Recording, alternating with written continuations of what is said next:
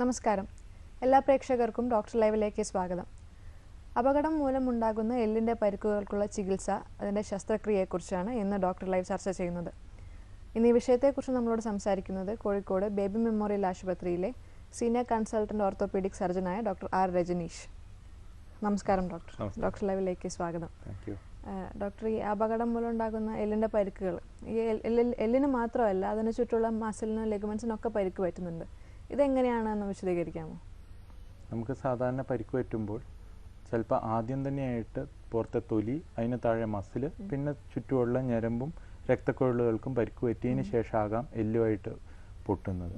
പക്ഷേ എല്ല് പൊട്ടിക്കഴിയുമ്പോൾ ചിലപ്പോൾ എല്ലിൻ്റെ കൂർത്ത ഭാഗങ്ങൾ ഈ പുറത്തുള്ള എല്ലാ പേശികൾക്കും ഞരമ്പും നാഡികൾക്കൊക്കെ പരിക്കുണ്ടാക്കാം. അപ്പം ഈ ഗ്രാവിറ്റി ഓഫ് ദി ഇഞ്ചുറി, എത്രത്തോളം ഉണ്ടോ ഇഞ്ചുറി, അതിനനുസരിച്ചായിരിക്കും ഓരോ പരിക്കുകളും ഉണ്ടാകുന്നത്. പിന്നെ ഓരോ ഭാഗത്തിനും അനുസരിച്ചിരിക്കുകയും ചെയ്യും. ഇത് എത്രത്തോളം ഉണ്ടോയെന്ന് എങ്ങനെയാണ് മനസ്സിലാക്കുന്നത്? മുറിവിൻ്റെ ആഴം അല്ലെങ്കിൽ വ്യാപ്തി എത്രത്തോളം ഉണ്ട്? രോഗിയെ കാഷ്വാലിറ്റിയിലേക്ക് കൊണ്ടുവരുമ്പോൾ തന്നെ എപ്പോഴും രോഗിയെ ഹെഡ് ടു ഫുട്ടാണ് നമ്മൾ നോക്കേണ്ടത്. അപ്പോൾ നോക്കുമ്പോൾ എവിടെയൊക്കെ ചതവ്, രോഗിക്ക് ബോധമുണ്ടെങ്കിൽ അവർ തന്നെ പറയും എവിടെയൊക്കെ വേദനയുള്ളു. ആ ഭാഗങ്ങൾ സൂക്ഷ്മമായി നോക്കുകയും ആവശ്യമുള്ള അടുത്ത ടെസ്റ്റുകൾ, അതായത് ആദ്യം കൈകൊണ്ട് എല്ലാം ക്ലീനായിട്ട് തന്നെ നോക്കി ആവശ്യമുള്ള ടെസ്റ്റുകളായ എക്സ്റേ, വേണമെങ്കിൽ അൾട്രാസൗണ്ട്, അല്ലെങ്കിൽ CT സ്കാൻ, അല്ലെങ്കിൽ MRI, ഇങ്ങനത്തെ ഇൻവെസ്റ്റിഗേഷൻസ് ഉപയോഗിച്ച് നമുക്ക് കൂടുതൽ അതിനെപ്പറ്റി അറിയാൻ പറ്റും. നമുക്കൊരു കോൾ ഉണ്ട് ഡോക്ടർ. ഓക്കെ, ഹലോ ഡോക്ടർ ലൈവിലേക്ക് സ്വാഗതം. ആരാ സംസാരിക്കുന്നത്? ഞാൻ ഇടുക്കിയിൽ ആശയാണ്. ഡോക്ടറോട് ചോദിച്ചോളൂ. ഡോക്ടറെ, എനിക്ക് എപ്പോഴും ഈ കാലിന്റെ എല്ലിനൊക്കെ ഹോട്ടലൊക്കെ വന്നിട്ട് എനിക്ക് മെഡിക്കൽ കോളേജിൽ ഓപ്പറേഷൻ ഒക്കെ ഉണ്ടെങ്കിൽ പ്ലേറ്റ് ഇട്ടേക്കുവാണേ. അന്നേരം അതിനന്നേരം ഇപ്പൊ രണ്ട് സൈഡിൽ കൂടെ മുറിവിൽ കൂടെ വെള്ളം വരുന്നുണ്ട്. അത് എന്നാന്ന് അറിയാനായിട്ടും, പിന്നെ മുട്ടിന്റെ ലിഗമെന്റ് പോയിട്ട് അതിന് വേദന. ഇപ്പം മുട്ട് ഇങ്ങനെ നമ്മള് കാലടച്ചു പിടിക്കുമ്പോൾ തപ്പിട്ടൊക്കെ ഇടിച്ചോണ്ടിരിക്കുവാ, എന്നിട്ട് വേദന വീഴുവാണേ. കാലില് കണ്ണായിരുന്നു പൊട്ടല് വന്നിട്ട് കണ്ണ രണ്ട് വിട്ടുപോയിട്ട് പ്ലേറ്റ് ഇട്ട് സ്ക്രൂ ഇട്ടേക്കുവാ. അന്നേരം അതില് 5 മാസം അയപ്പാട് അത് വേദന വീട് നോക്കിയാ, എന്നിട്ട് മുറിവിൽ കൂടെ വെള്ളം വീട് നോക്കിയാ. അന്നേരം അതേപ്പറ്റി അറിയാൻ, പിന്നെ എപ്പോഴും വീണ്ടും നടക്കുന്ന വഴിക്കൊക്കെ പെട്ടെന്ന് വെള്ളം കുറഞ്ഞ് വീഴും. അതിനെപ്പറ്റി അറിയാനായിട്ടായിരുന്നേ. അവര് വയസ്സ് എത്രയാണെന്ന് പറഞ്ഞില്ല. വയസ്സ് എത്രയാ? വയസ്സ് 32. 32. എന്തൊക്കെ സ്ഥിരമായി മരുന്ന് കഴിക്കുന്ന അസുഖങ്ങളുണ്ട്? വേറെ അസുഖങ്ങളൊന്നും ഇല്ല. പ്രമേഹം? ഇല്ല ഇല്ല, അങ്ങനെയൊന്നും ഇല്ല. ഇല്ല. 5 മാസമായി കഴിഞ്ഞിട്ട് ഓപ്പറേഷനൊക്കെ? ഇപ്പൊ 2 വർഷത്തോളമായി എപ്പോഴും വീഴ്ചയാണേ. അപ്പോൾ ഡിസംബറിൽ വീണിട്ട് കോളേജിലായിരുന്നു. എന്നിട്ട് അവിടെ ഓപ്പറേഷൻ ഒക്കെ ചെയ്തിട്ട് ഇപ്പൊ 5 മാസമായി. എന്തായാലും ആദ്യം തന്നെ വീഴ്ചയുടെ കാരണത്തെപ്പറ്റി നോക്കുക, എല്ലിൻ്റെ ശക്തി കുറവിനെ പറ്റി നോക്കുക. അത് കഴിഞ്ഞിട്ടാണ് ബാക്കിയുള്ളതിനെ നോക്കിയിട്ട് കാര്യം വരുന്നുള്ളൂ. മുറിവിൽ നിന്ന് ഒലിക്കുന്നു എന്ന് പറയുന്നത് പഴുപ്പിൻ്റെ ലക്ഷണമാകാം. അപ്പോൾ അതിൻ്റേതായുള്ള ടെസ്റ്റുകൾ ചെയ്ത് അതിന് വേണ്ടിയിട്ടുള്ള ട്രീറ്റ്മെൻറ്റും എടുക്കേണ്ടതാണ്. എല്ല് യോജിച്ചു കഴിഞ്ഞ് കഴിഞ്ഞാൽ കമ്പി എടുക്കാം, അല്ലെങ്കിൽ കമ്പി ഊരി പുറത്ത് കമ്പികൾ ഇട്ടിട്ട് അതിനെ ചികിത്സിക്കാവുന്നതാണ്. വിളിച്ചതിന് നന്ദി. കുട്ടികളിൽ ഉണ്ടാകുന്ന പരിക്ക്, ഇത് എത്രത്തോളം ഇങ്ങനെ സർജറിയൊക്കെ ആവശ്യം വരുന്നുണ്ട്? ചിലപ്പോൾ സർജറി ഇല്ലാതെ തന്നെ എല്ല് ഒരുമിക്കുന്നതൊക്കെ ഉണ്ട്. അപ്പോൾ എപ്പോഴാണ് സർജറി ആവശ്യം വരിക കുട്ടികളിൽ? കുട്ടികളിൽ സാധാരണ സർജറി കൂടുതൽ ആവശ്യം വരുന്ന എല്ലുകൾക്ക് വളവ് വരുന്ന ഒരു സ്ഥിതി വരുമ്പോഴാണ്. നമ്മൾ കഴിയുന്നത്ര എപ്പോഴും കുട്ടികളുടെ എല്ല് ഓപ്പറേഷൻ കൂടാതെ ചികിത്സിക്കാനാണ് നോക്കുന്നത്. കാരണം എന്താ വെച്ചാൽ അവർക്ക് എപ്പോഴും റീമോഡൽ ചെയ്യാനുള്ള ഒരു കഴിവുണ്ട്. കുറേ വളവുണ്ടെങ്കിലും ഒരു പരിധി വരെ വളവൊക്കെ ഗ്രോത്തിൻ്റെ സമയത്ത് റീമോഡൽ ചെയ്ത് വരും. അപ്പം അങ്ങനെ വരുന്നില്ല. അല്ല, ചില സമയത്ത് രക്തക്കുഴലുകൾ, ഞരമ്പ്, അങ്ങനത്തെ അപകടമുണ്ട്, ചതവുണ്ട് എന്നുണ്ടെങ്കിൽ നമുക്കത് സ്ഥാനത്ത് വെക്കാനായിട്ട് ഓപ്പറേഷൻ ചെയ്യേണ്ടി വന്നേക്കാം. അത് ചിലത് നമ്മൾ ഡിലേഡ് ആയിട്ടാണ് ചെയ്യേണ്ടി വരാറ്, ചിലത് അപ്പം തന്നെ ചെയ്യാനായിട്ട്. പ്രായം അങ്ങനെ എന്തെങ്കിലും ഉണ്ടോ? ഓപ്പറേഷന് പ്രായം എന്നുള്ള ഒരു പരിധിയൊന്നുമില്ല. ആവശ്യമെങ്കിൽ ഓപ്പറേഷനാണ് ഏറ്റവും നല്ല ചികിത്സയെങ്കിൽ അതുമായിട്ട് മുന്നോട്ട് പോവുക. കോൾ ഉണ്ട് ഡോക്ടർ. നമുക്ക് ഹലോ ഡോക്ടർ ലൈവിലേക്ക് സ്വാഗതം. ആരാ സംസാരിക്കുന്നത്? ഡോക്ടറോട് ചോദിച്ചോളൂ.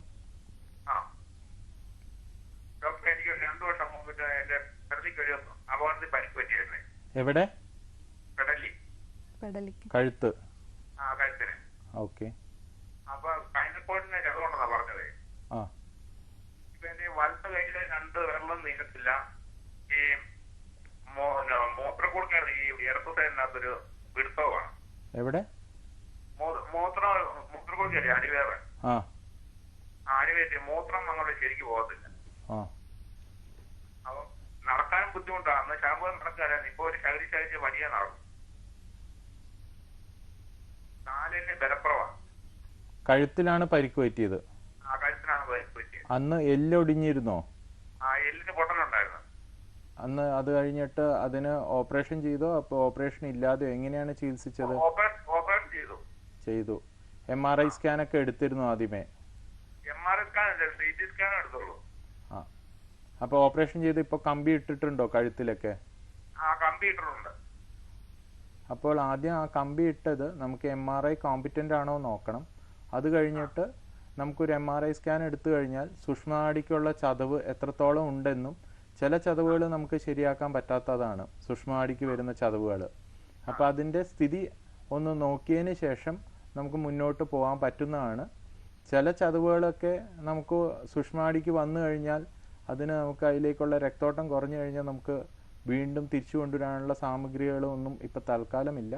പിന്നെ പുറം രാജ്യങ്ങളിൽ സ്റ്റെം സെൽ തെറാപ്പി എന്ന് പറയുന്ന ഒരു തെറാപ്പി തുടങ്ങിയിട്ടുണ്ട്. അത് ഇപ്പോഴും ശൈശവത്തിലാണ്. പുറത്ത് ഒരു സംഭവം അടിച്ചായിരുന്നേ. അപ്പം പുറത്ത് ഒരു ചതവുണ്ട്. അപ്പൊ കൈ കാലിനല്ല എപ്പോഴും മരപ്പാ. അതെല്ലാം സത്യം പറഞ്ഞാൽ ആ സുഷ്മാടിക്ക് കഴുത്തിൽ വന്നതിന്റെ ഭാഗമായിട്ട് വരുന്നതാണ് കാലിലേക്കും കൈയിലേക്കുമുള്ള ബുദ്ധിമുട്ടുകൾ. മൂത്രം ഒഴിക്കാനും വയറ്റിന്ന് പോകാനൊക്കെ ചിലപ്പോൾ ബുദ്ധിമുട്ടുകൾ ഉണ്ടാകാം. അത് സുഷ്മാടിക്ക് കഴുത്തിൽ തന്നെ അന്ന് പറ്റിയിട്ടുള്ള ചതവിന്റെ ബാക്കിയായിട്ട് വരുന്നതാണ്. സുഷ്മാടിയിൽ നിന്ന് ഞരമ്പുകൾ വഴിയാണ് കൈയിലേക്കും കാലുകളിലേക്കും ബാക്കി ശരീരത്തിലേക്കുള്ള എല്ലാ സപ്ലൈകളും വരുന്നത്. വിളിച്ചിരുന്നു നന്ദി. ഒരു കോളും കൂടി ഉണ്ട് ഡോക്ടർ. ഹലോ ഹലോ ഡോക്ടർ ലൈവിലേക്ക് സ്വാഗതം. ആരാ സംസാരിക്കുന്നത്? ഡോക്ടറോട് ചോദിച്ചോളൂ. ഹലോ ഹലോ നമസ്കാരം. നമസ്കാരം ഡോക്ടർ. ഡോക്ടർ, എൻ്റെ പേര് ജേക്കബ് എന്നാണ്. പറഞ്ഞോളൂ. സാറേ, 3 വർഷം മുമ്പ് കാലിൽ ലിഗമെന്റ് ഇഞ്ചുറി ഉണ്ടായിട്ട് ലിഗമെന്റ് റീപ്ലേസ് ചെയ്തായിരുന്നു. വയസ്സ്? എനിക്കിപ്പോ 23 വയസ്സുണ്ട്. അതെനിക്ക് 3 വർഷം. ഇപ്പൊ എനിക്ക് ഈ കാലിന്റെ തള്ളവിരലിന് ഇങ്ങനെ ആ കാലിൽ തന്നെ തള്ളവിരലിന് തൊട്ടിപ്പുറമുള്ള വിരലിന് മരച്ചിരിക്കുകയാണ്, മരവിപ്പായിട്ടിരിക്കുക. ഈ ഓപ്പറേഷൻ കഴിഞ്ഞതിന് ശേഷമാണ് ഉണ്ടായെന്ന് പറയുന്നത്? അതെ. മുട്ടിനാണ് ശസ്ത്രക്രിയ നടത്തിയത്? അതെ. ലിഗമെന്റ് എന്ന് പറയുമ്പോൾ ACL ആന്റീരിയർ ക്രൂഷ്യറ്റ് ലിഗമെന്റ് ആണോ പൊട്ടിയത്? അതെ. അപ്പോ അതിനു മുന്നേ ഒന്നും കുഴപ്പമില്ല. നിങ്ങളുടെ ജോലി? ഞാൻ ജോലിയില്ല, ഞാൻ പഠിച്ചുകൊണ്ടിരിക്കുകയാണ്. ആണ്. നടുവേദന ഉണ്ടെന്നുണ്ടോ? ഉണ്ടാവുന്നുണ്ട്. നടുവേദന ഉണ്ടെങ്കിൽ നടുവേദനയാണ് ഒന്ന് നോക്കേണ്ടത്. നമുക്ക് വിശദമായി നോക്കേണ്ടത് നടുവേദനയെ കുറിച്ചാണ്. തള്ളവിരൽ തരിക്കുക എന്ന് പറയുമ്പോൾ ഡിസ്ക് തള്ളിയാവാനാണ് സാധ്യത. മുട്ടിന് ഓപ്പറേഷൻ കഴിഞ്ഞുകൊണ്ട് ഒരിക്കലും കാലിന് തരിപ്പ് വരേണ്ടതായിട്ട് വരുന്നില്ല. അപ്പോൾ നടുവിനെ കുറിച്ച് ഒന്ന് നന്നായിട്ട് ഒന്ന് ഇൻവെസ്റ്റിഗേറ്റ് ചെയ്യുന്നതായിരിക്കും നല്ലത്. മിക്കതും അതിൽ L4 L5 എന്ന് പറയുന്ന ഒരു ലെവലിൽ ഡിസ്ക് തള്ളിയിരിക്കാനാണ് സാധ്യതയുള്ളത്. തള്ളവിരൽ മാത്രമേ വരത്തുള്ളൂ എന്നല്ല, അതാണ് ഏറ്റവും കൂടുതൽ സാധ്യതയുള്ളത്. പല പല വഴികളിൽ ഉണ്ടാവാം. പക്ഷെ നിങ്ങൾ നടുവേദനയും കൂടി ഉള്ളത് പറയുന്നതുകൊണ്ട് അതാകാനാണ് കൂടുതൽ സാധ്യത. ബൈക്കും കൂടി കൂടുതൽ ഉപയോഗിക്കുകയാണെങ്കിൽ, അതേപോലെ വെയിറ്റ് എടുത്ത് പൊക്കുകയാണെങ്കിൽ ഇതൊക്കെ വരാൻ സാധ്യത കൂടുതലാണ്. വിളിച്ചതിന് നന്ദി. ഡോക്ടർ ലൈവിലെ ഇടവേളയാണ്. ഡോക്ടർ ലൈവ് തുടരുന്നു. ഡോക്ടർ ഇപ്പോൾ കോളേഴ്സിനോടൊക്കെ പറഞ്ഞു MRI സ്കാൻ എടുക്കണം, CT സ്കാൻ എടുക്കണം. അപ്പോൾ എന്ത് അപകടം ഉണ്ടാകുമ്പോഴാണ് അല്ലെങ്കിൽ എന്ത് സംശയം ഉള്ളപ്പോഴാണ് MRI എടുക്കേണ്ടത് അല്ലെങ്കിൽ CT എടുക്കേണ്ടത്? CT എന്ന് പറയുമ്പോൾ കൂടുതലും നമുക്ക് എല്ലിനെ പറ്റിയാണ് നമുക്ക് കൂടുതൽ അറിയാൻ പറ്റുന്നത്. അതിൻ്റെ ചുറ്റുമുള്ള സോഫ്റ്റ് ടിഷ്യൂ, അതായത് ലിഗമെൻറ്റ്സ്, രക്തക്കുഴലിന് ഞരമ്പ് നാഡി, ഇവയെ പറ്റി പറയാനായിട്ട് CT സ്കാൻ അത്ര അധികം ഉപയോഗം ഉണ്ടാവുന്നില്ല. നമുക്ക് MRI ചെയ്യുമ്പോൾ MRIയിലാണ് നമുക്ക് സോഫ്റ്റ് ടിഷ്യൂ ഇഞ്ചുറി ഏറ്റവും നന്നായി മനസ്സിലാവുന്നത്. അതിൽ തന്നെ CTയിലാണെങ്കിലും MRIയിലാണെങ്കിലും കോൺട്രാസ്റ്റും കൂടി കൊടുത്തു കഴിയുമ്പോൾ നമുക്ക് പലതും കൂടുതൽ കണ്ടുപിടിക്കാൻ പറ്റും. MRI നമുക്ക് ഞരമ്പിനെ കുറിച്ച് മാത്രം അറിയണമെങ്കിൽ, അതായത് നെർവ്സിനെ കുറിച്ച് മാത്രം അറിയണമെങ്കിൽ ഇപ്പോൾ MRI ന്യൂറോഗ്രാഫി എന്ന് പറയുന്നതും ഉണ്ട്. അപ്പോൾ അതൊക്കെ ഉപയോഗിച്ച് നമുക്ക് കൂടുതലും വൃത്തിയായിട്ട് അറിയാൻ പറ്റും. കോൾ ഉണ്ടോ ഡോക്ടർ? നമുക്ക് ഹലോ, ഞാനേ ഡോക്ടർ ലൈവിലേക്ക് സ്വാഗതം. ആരാ സംസാരിക്കുന്നത്? എന്റെ പേര് അജി എന്നാണേ. ഡോക്ടറോട് ചോദിച്ചോളൂ. ഹലോ ഹലോ, ഡോക്ടർ, എന്റെ പേര് അജി എന്നായിരുന്നേ. വയസ്സ്? വയസ്സ് എനിക്ക് 32 വയസ്സ്. പറഞ്ഞോളൂ. ഞാൻ ഈ മരത്തിൽ നിന്ന് വീണ് എനിക്ക് നട്ടലിനൊരു കംപ്ലൈന്റ് പറ്റിയതായിരുന്നേ. എത്ര കാലായി? ഇപ്പൊ 1 വർഷമായി. കോട്ടയം കാരിത്താസിലായിരുന്നു ചികിത്സ. എനിക്ക് ബൈനക്കോട് ഞരമ്പിനൊരു ചതവും ഉണ്ടായിരുന്നേ. പറഞ്ഞോളൂ. ഇപ്പൊ എന്റെ ഒരു വർഷക്കാരനൊരു ബലക്ഷയക്കുറവ് പോലെ, പിന്നെ നടുവിനൊക്കെ വിലക്കുറവും എണീക്കാൻ ബുദ്ധിമുട്ടും ഒക്കെ ഉണ്ട്. ഓപ്പറേഷനൊക്കെ കഴിഞ്ഞാണോ? ഓപ്പറേഷൻ കഴിഞ്ഞു. നട്ടല് എന്ന് പറയുമ്പോൾ ഏത് ലെവൽ എന്നറിയാവോ? നമ്മുടെ ഏറ്റവും താഴെയായിട്ടാണ്. ഏറ്റവും താഴെ. അന്ന് സുഷ്മനാടിക്ക് വന്ന പരിക്കിനെ പറ്റി ഡോക്ടർ പറഞ്ഞു തന്നിട്ടുണ്ടാവുമല്ലോ. അന്ന് നല്ല ചതവായിരുന്നാ പറഞ്ഞത്. ഓപ്പറേഷൻ ചെയ്തിരുന്നോ? ഓപ്പറേഷൻ ചെയ്തിരുന്നു. കമ്പിക്ക് ഇട്ടിട്ടുണ്ടോ? പ്ലേറ്റ് സ്ക്രൂ ചെയ്തേക്കാണ് നട്ടലിന്. അപ്പൊ അന്ന് അത് പറ്റിയപ്പോൾ നിങ്ങളുടെ കാലുകളൊക്കെ തളർന്നിരുന്നതായിരുന്നോ? അതിനുശേഷം കാലുകൾക്ക് ചലനമില്ലായിരുന്നു. ഫിസിയോതെറാപ്പി ചെയ്താണ് ചലനങ്ങളായത്. ഇത്രത്തോളം ആയത്? ഇത്രത്തോളം ആയത്. ഇപ്പൊ എനിക്ക് എണീക്കാം, എന്നാലും വിലക്കുറവുകളൊക്കെയാണ്. ഇത് ദിവസം പ്രതി ഇത് നന്നായി വരുന്നത് പോലെ തോന്നുന്നുണ്ടോ അതോ സ്റ്റാറ്റിക് ആയിട്ട് തോന്നുന്നുണ്ട്? അപ്പൊ നമുക്ക് വെയിറ്റ് ചെയ്യാം. സുഷ്മാടിക്ക് ഉണ്ടാവുന്ന പരിക്കുകൾ ചിലതൊക്കെ മാത്രമേ കംപ്ലീറ്റ് ആയിട്ട് റിക്കവർ ചെയ്ത് വരാൻ സാധ്യതയുള്ളൂ. ചിലത് കഴിയുന്നത്ര കിട്ടും. അതിനുശേഷം നമ്മൾ ആശിക്കുന്നത് ചിലപ്പോൾ നമുക്ക് നടക്കണമെന്നില്ല. എന്നാലും നിങ്ങൾ പറയുന്ന പോലെ ഇപ്പം നന്നായി വരുന്നുണ്ട് എന്ന് പറയുകയാണെങ്കിൽ നമുക്ക് വെയിറ്റ് ചെയ്യാം. ഫിസിയോതെറാപ്പി നന്നായി ചെയ്യുക. നിങ്ങളുടെ മനസ്സിൻ്റെ സാന്നിധ്യം ഉപയോഗിച്ച് നന്നായിട്ട് സ്ട്രോങ് ആയിട്ട് വിശ്വസിക്കുക നമുക്ക് ശരിയാകാൻ പറ്റും. അതിനുവേണ്ടി നിങ്ങൾ ശ്രമിക്കുക. ശ്രമമാണ് ഇതിൽ ഏറ്റവും ആവശ്യമുള്ളത്. വിളിച്ചതിന് നന്ദി. ഒരു കോളും കൂടി ഉണ്ട് ഡോക്ടർ. ഹലോ, ഡോക്ടർ ലൈവിലേക്ക് സ്വാഗതം. ആരാ സംസാരിക്കുന്നത്? ഡോക്ടറോട് ചോദിച്ചോളൂ. ഡോക്ടർ നമസ്കാരം. ഡോക്ടർ നമസ്കാരം. ഡോക്ടർ, ഞാൻ ബാംഗ്ലൂരിൽ നിന്നാണ് വിളിക്കുന്നത്. എന്റെ പേര് ഉദയകുമാർ എന്നാണ്. വയസ്സ്? എനിക്ക് ചെറുതിലൊന്ന് വീണിട്ടുണ്ട്, വലിയ മരത്തിന്റെ മേളിലെ. പറഞ്ഞോളൂ. അപ്പൊ ഇപ്പൊ എന്റെ കൈ ഈ ഹാൻഡിന് ഭയങ്കര ജോയിന്റ്സിനെല്ലാം ഭയങ്കര പെയിൻ ആണ് ഡോക്ടർ. അത് എന്താണ് ചെയ്യാൻ പറ്റുക? ചെറുപ്പത്തിലാണ് വീണത്? എനിക്കൊരു 10 വയസ്സോളൊക്കെ വീണത്. അതിനുശേഷം നോർമൽ ആയിരുന്നോ? ഒരു കുഴപ്പമില്ലാണ്ട് ജീവിക്കുമായിരുന്നോ ഇതുവരെ? അതായത് SSLC കഴിയുന്നവരെ കുഴപ്പമില്ല, അത് കഴിഞ്ഞ് കൂടുതലായി. അപ്പോൾ അന്ന് 10ാം ക്ലാസ്സിൽ പഠിക്കുമ്പോൾ വീണിട്ടുണ്ടായിട്ടുള്ള പരിക്കിനെ പറ്റി ഒന്ന് പറയാവോ? എന്താണ് ഉണ്ടായത് എന്നുള്ളത്? തോളിനുള്ള ജോയിന്റ്സിന് പിന്നെ എന്താ കുഴ ഒന്ന് ഇതായി പോയായിരുന്നു, വിട്ടുപോയായിരുന്നു. അന്ന് കഴുത്തിനൊന്നും പരിക്കൊന്നും ഉണ്ടായിരുന്നില്ല? ഇല്ല, കഴുത്തിന് പരിക്കില്ല. പക്ഷെ ഇപ്പൊ കഴുത്തിന്റെ അവിടുന്ന് ആ റൈറ്റ് ഹാൻഡ് ഫുള്ള് ഇറങ്ങി വരുന്ന പോലെ ഒരു വേദനയാണോ? കഴുത്തുനിന്ന് കയ്യിലേക്ക് വരുന്ന വേദനയാണോ? അതെ അതെ അതെ അതെ. ജോലി ഞാൻ വെൽഡറാണ്. കഴുത്തില് സുഷ്മനാടിക്ക് ഡിസ്ക് തള്ളിയിട്ടുള്ള ചതവുകൾ ഉണ്ടാവുകയാണെങ്കിൽ ആ കൈയിലേക്ക് വേദനകൾ ഇറങ്ങി വരുന്ന പോലെ തോന്നാം. ഒരു സൈഡിലേക്കാണ്, ഇപ്പോൾ വലത് സൈഡിലേക്കാണ് കൂടുതൽ ഡിസ്ക് തള്ളിയെങ്കിൽ വലത് കൈയിലേക്കാണ് വരിക. നടുഭാഗത്താണെങ്കിൽ 2 കൈയിലേക്കും വരാം. മിക്കതും നിങ്ങളുടെ ജോലി സംബന്ധമായതും നിങ്ങളുടെ കിടപ്പ് ശരിയാകാതെ അല്ലെങ്കിൽ ഹെൽമെറ്റ് വെച്ച് ബൈക്കിൽ കുറേ നേരം യാത്ര ചെയ്യുന്നവർക്ക് ഇതുവർക്കൊക്കെ ഈ കഴുത്തിൽ ഡിസ്ക് തള്ളാൻ സാധ്യത കൂടുതലാണ്. അപ്പോൾ ഒന്ന് നല്ല ഒരു ഓർത്തോപീഡീഷ്യനെ നിങ്ങളുടെ സ്ഥലത്ത് കാണിച്ച് ആ ഡോക്ടർ പറയുന്ന പോലെ എക്സ്റേ, MRI ഈ വക ആവശ്യം വന്നേക്കാം നിങ്ങളുടെ സ്ഥിതി കറക്റ്റായി അറിയുന്നതിന്. പിന്നെ പല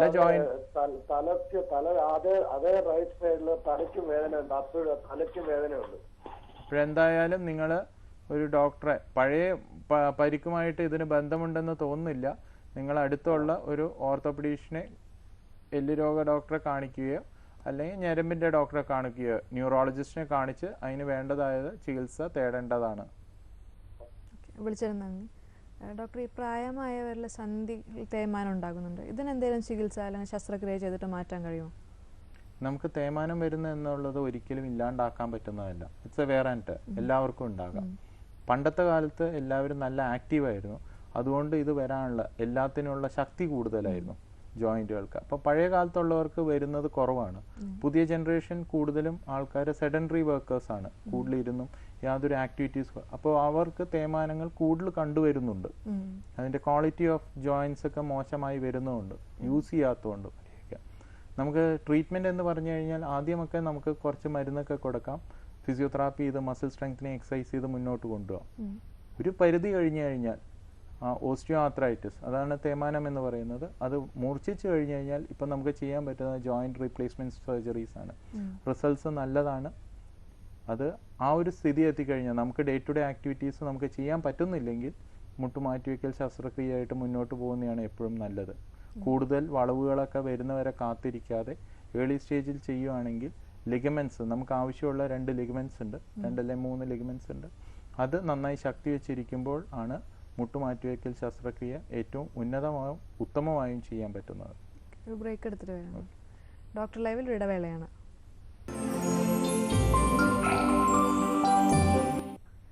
ഡോക്ടർ ലൈവ് തുടരുന്നു.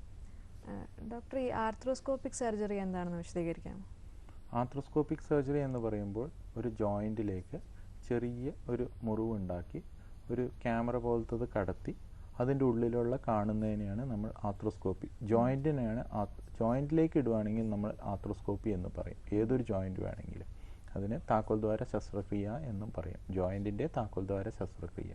ജോയിൻറ്റുകൾക്ക് മാത്രമാണോ ചെയ്യുന്നത്? ആർത്രോസ്കോപ്പി എന്ന് പറയുമ്പോൾ ജോയിൻസിന് മാത്രമാണ്. ഇപ്പോൾ ലാപ്രോസ്കോപ്പി എന്ന് പറയുമ്പോൾ നമ്മൾ വയറ് അങ്ങനത്തെ അവയവങ്ങൾക്ക്, സോഫ്റ്റ് ടിഷ്യൂ ഉള്ള അവയവങ്ങളിലേക്ക് പോകുമ്പോൾ ലാപ്രോസ്കോപ്പി എന്ന് പറയും. ജോയിന്റ് എന്ന് പറയുമ്പോൾ ആത്രോ ജോയിന്റ്. എന്തൊക്കെ ശസ്ത്രക്രിയകളാണ് അതിലൂടെ ചെയ്യുന്നത്? സാധാരണ ഏറ്റവും കൂടുതൽ നമ്മൾ ചെയ്തു വരുന്ന ഒരു ജോയിന്റ് മുട്ടാണ്. മുട്ടെടുക്കുകയാണെങ്കിൽ നമുക്ക് ACL, അതിൻ്റെ ആൻറ്റീരിയർ ക്രൂഷിയേറ്റ് ലിഗമെന്റ്, അതേപോലെ പോസ്റ്റീരിയർ ക്രൂഷിയേറ്റ് ലിഗമെന്റ്, ഈ വക ലിഗമെന്റ് മുട്ടിൻ്റെ ഉള്ളിലുള്ളതാണ്. അത് പൊട്ടിക്കഴിഞ്ഞാൽ ചെറിയ കുട്ടികളിൽ ചിലത് റിപ്പയർ ചെയ്യാൻ പറ്റുകയും വലിയ പ്രായമുള്ളവരാണെങ്കിൽ അഡൽട്ട് ആയി കഴിഞ്ഞ് കഴിഞ്ഞാൽ നമ്മൾ റീകൺസ്ട്രക്ഷൻ ചെയ്യുകയാണ് ചെയ്യുന്നത്. പിന്നെ മുട്ടിൻ്റെ ചുറ്റുമുള്ള വാഷർ അല്ലെങ്കിൽ അതിൻ്റെ ഷോക്ക് അബ്സോർബർ ആയാലും മെനിസ്കസ്, അതിൻ്റെ സർജറികൾ റിപ്പയർ ചെയ്യാം, ബാലൻസ് ചെയ്യാം. ഇപ്പോൾ റീകൺസ്ട്രക്ഷൻസും വന്നിട്ടുണ്ട് പുറത്തുനിന്നുള്ള, അതായത് മരിച്ചവരെ ഗ്രാഫ്റ്റ് എടുത്ത് മെനിസ്കസ് എടുത്ത് നമുക്ക് റീഇംപ്ലാന്റേഷനും ആർത്രോസ്കോപ്പി വഴി ചെയ്യാൻ പറ്റും. ഇതുപോലെ തന്നെ ഷോൾഡറിൻ്റെ കാര്യത്തിലും ഹിപ്പും ഉണ്ട്, എൽബോ ഉണ്ട്, ആങ്കിൾ ഉണ്ട്, പിന്നെ സ്മോൾ ജോയിൻസ് ആർത്രോസ്കോപ്പി, റിസ്റ്റ് എല്ലാം ചെയ്യാൻ പറ്റുന്നതാണ്. ഡോക്ടർ, ഇപ്പോൾ ഈ പറഞ്ഞ പോലെ ചില പരിക്കുകൾക്ക് പെട്ടെന്ന് തന്നെ സർജറി ആവശ്യം വരും. ഈ എമർജൻസി കെയർ വേണ്ട പരിക്കുകൾ എങ്ങനത്തെയാണെന്ന് വിശദീകരിക്കാം. എമർജൻസി കെയർ പറയുമ്പോൾ എപ്പോഴും എമർജൻസി എന്ന് പറയുന്ന ഒരു എല്ല് പേശികളിൽ കൂടെ പുറത്തേക്ക് കുത്തി തുറന്നു വരുന്ന എല്ലാം എമർജൻസി ട്രീറ്റ്മെൻറ്റ് തന്നെ ആവശ്യമുള്ളതാണ്. എന്താ വെച്ച് കഴിഞ്ഞാൽ എല്ലിൻ്റെ ഉള്ളിലേക്ക് പഴുപ്പിനെ ബാധിച്ചു കഴിഞ്ഞാൽ അത് മാറ്റാനായിട്ട് വളരെയധികം ബുദ്ധിമുട്ടാണ്. അപ്പോൾ ഏറ്റവും എമർജൻസി എന്ന് പറയുന്ന ഒരു സർജറി ഒരു എല്ല് ഡോക്ടറെ സംബന്ധിച്ച് എല്ല് പുറത്തേക്ക് തുറന്നു വരുന്ന ഒരു സാഹചര്യത്തിൽ ചെയ്യേണ്ടതാണ്. ഒരു കോൾ ഉണ്ട് ഡോക്ടർ, നമുക്ക്. ഹലോ ഹലോ, ഡോക്ടർ ലൈവിലേക്ക് സ്വാഗതം. ആരാ സംസാരിക്കുന്നത്? എൻ്റെ പേര് അജീഷ്. ഡോക്ടറോട് ചോദിച്ചോളൂ. ഹലോ ഹലോ, നമസ്കാരം അജീഷ്, പറയൂ. സാറേ, എനിക്കൊരു ആക്സിഡന്റ് പറ്റിയായിരുന്നു 20 വർഷം മുന്നേ. വയസ്സിപ്പോൾ എത്രയാണ് അജീഷിന്റെ? 41. പറയൂ. ഒരു ആക്സിഡന്റ് പറ്റിയിരുന്നു 20 വർഷം മുന്നേ. ബൈക്കിൽ നിന്ന് വീണിട്ടേ ഷോൾഡർ കുത്തി വീണു പോയതാ. അപ്പൊ അത് ഇതുവരെ പഴയ കണ്ടീഷനായി കിട്ടുന്നില്ല. ഒരുപാട് ട്രീറ്റ്മെന്റ് ചെയ്തു. ഷോൾഡറിന് ഇപ്പോഴെന്താ ബുദ്ധിമുട്ട്? കൈക്കുഴ ഇടക്കിടക്ക് തെന്നുകയാണോ അതോ കൈ പൊക്കാനായിട്ട്? തെന്നുന്നില്ല, പക്ഷെ ഭയങ്കര തളർച്ച. നമുക്കിങ്ങനെ പൊന്തിച്ച് പിടിച്ചാൽ നിൽക്കാൻ പറ്റൂല. പിന്നെ ഇപ്പോഴൊരു തളർച്ച കഴുത്ത് വേദന അങ്ങനെ എന്തെങ്കിലും ഉണ്ടോ? കഴുത്ത് വേദന, കയ്യിലേക്ക് വേദന ഇറങ്ങി വരുമോ? അങ്ങനെ കഴുത്ത് വേദനയുണ്ട്. കഴുത്ത് വേദന അതിന് മുന്നേ ഉള്ളതാ, ഒരു 10th പഠിക്കുമ്പോഴുണ്ട്.